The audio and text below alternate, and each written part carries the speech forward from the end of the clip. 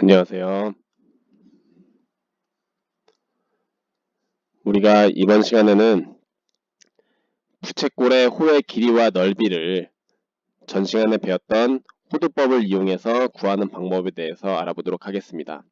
사실 호의 길이와 넓이는 여러분들이 예전에 중학교 때 배웠던 내용이긴 하지만 그때는 60분법을 이용해서 구했었던 거고 이번에는 호도법을 이용해서 구해보려고 합니다.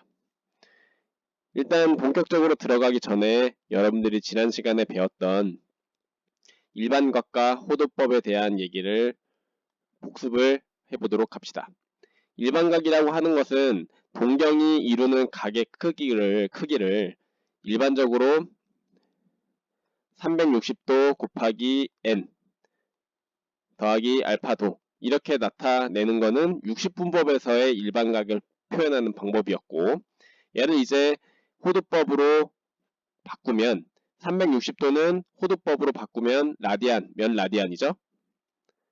그렇죠. 2파이 라디안이죠. 근데 우리가 라디안은 생략해서 쓴다고 얘기했었고 여기에 곱하기 n 더하기 알파 이렇게 얘기를 할 수 있다.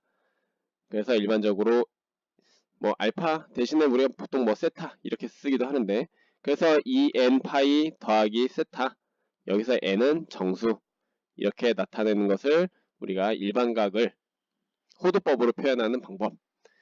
호도법이라고 하는 것은 1라디안, 1라디안은 파이분의 180도인데 이렇게 라디안을 이용해서 나타내는 방법을 우리는 호도법이라고 얘기를 한다고 배웠습니다.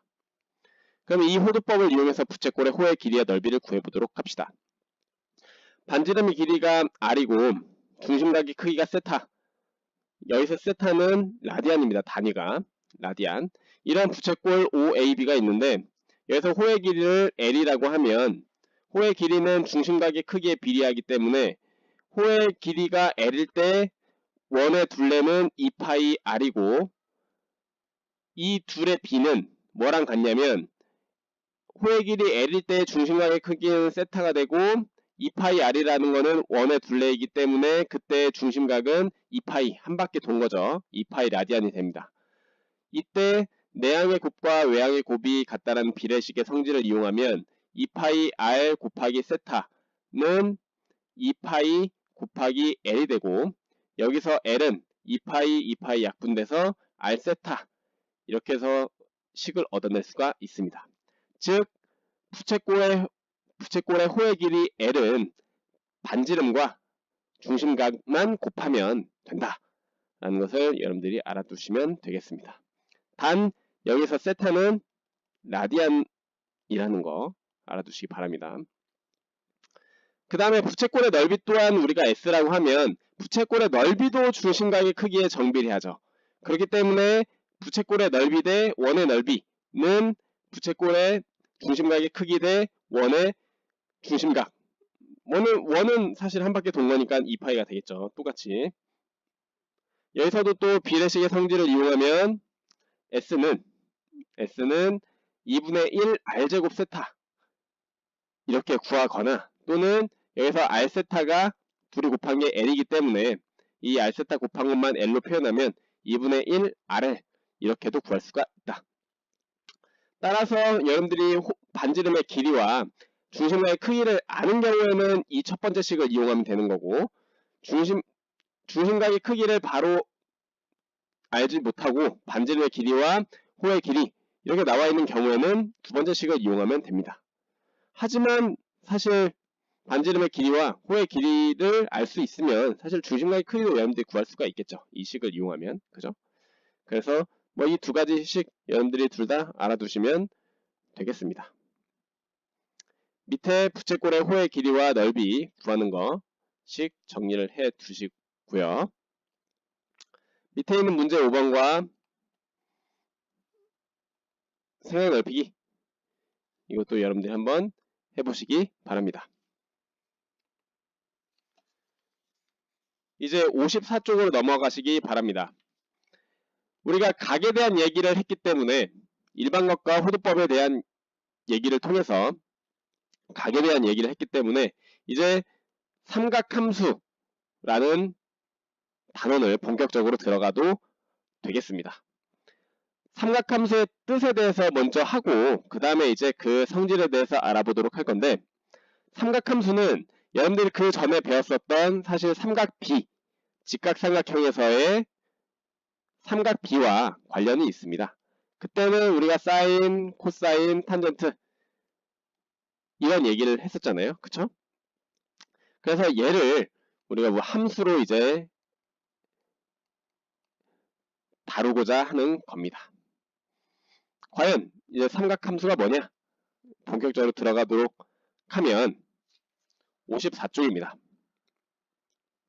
우리가 중학교에서 배웠었던 삼각비를 이제 일반 각으로 확장을 하려고 합니다. 삼각비에서는 여러분들이 0도부터 각도 0도부터 90도 사이에서만 우리가 얘기를 했었고, 이 얘기를 이제 일반적인 각으로 확장시켜서 얘기를 하려고 하는 겁니다.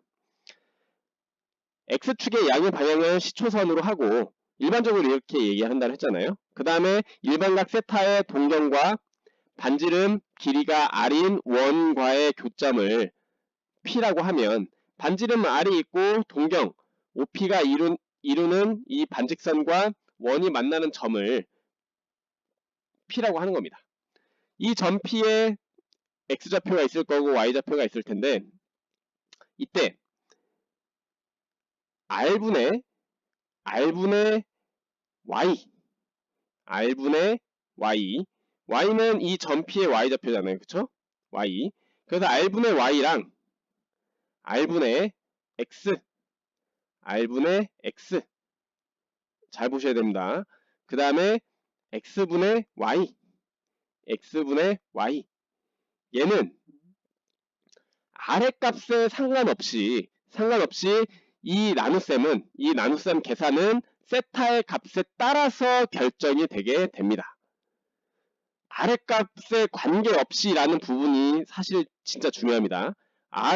반지름이 아무리 커져도 이 B는 똑같이 유지가 된다. 이 B는 세타의 값에 달려있다. 이게 굉장히 중요한 개념입니다.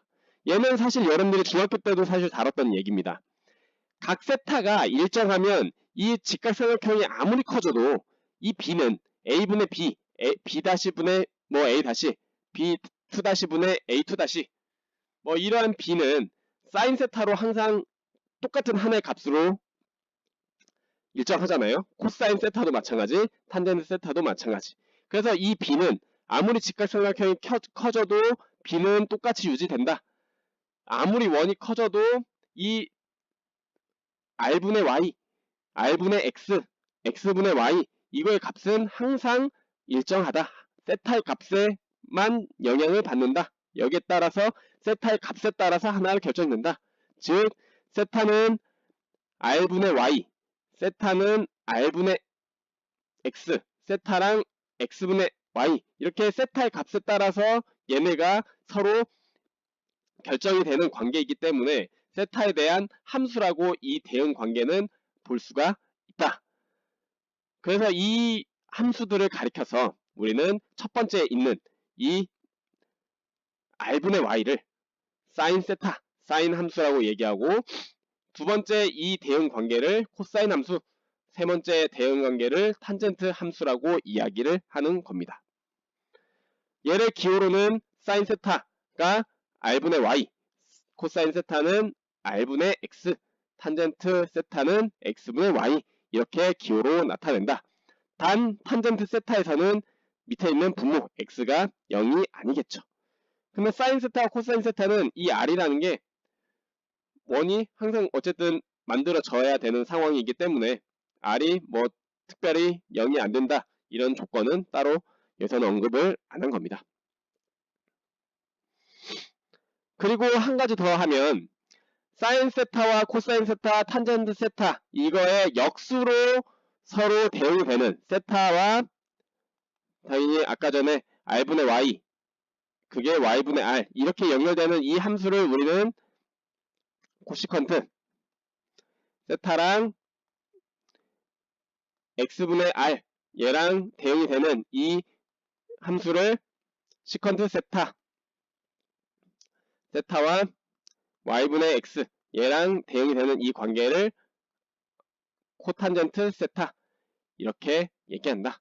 그래서 코시컨트 함수, 시컨트 함수, 탄젠트 함수 이렇게 대응이 되는 이 6개의 함수를 우리는 삼각함수의 종류로 얘기를 합니다.